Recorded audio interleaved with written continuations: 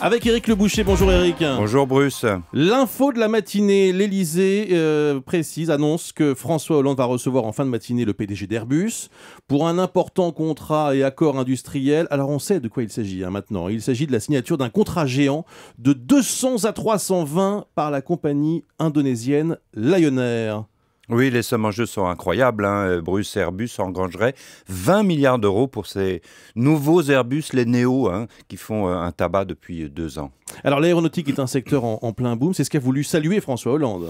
Oui, l'hiver est dur, la croissance est en berne, le chômage monte, de nombreux secteurs vont très mal, comme la voiture et le bâtiment, mais il en est quelques-uns qui marchent, le luxe par exemple, et la construction aéronautique. Airbus a signé vendredi dernier un gros contrat avec Turkish Airlines, 80, c'est même A320, et puis Lufthansa en avait acheté 100. Toutes ces bonnes nouvelles se traduisent dans le plan de charge, les usines d'Airbus tournent à plein, mais aussi celles des sous-traitants.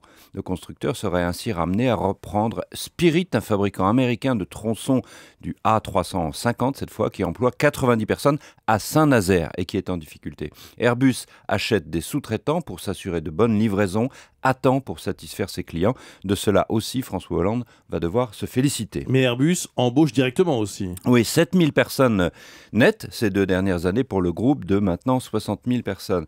Cette année, 3000 embauches à venir, dont en gros 40% en France. Vous le voyez, l'aéronautique est une sorte de rayon de soleil, c'est pour ça qu'il est à l'Élysée, dans le marché du travail dévasté par la crise.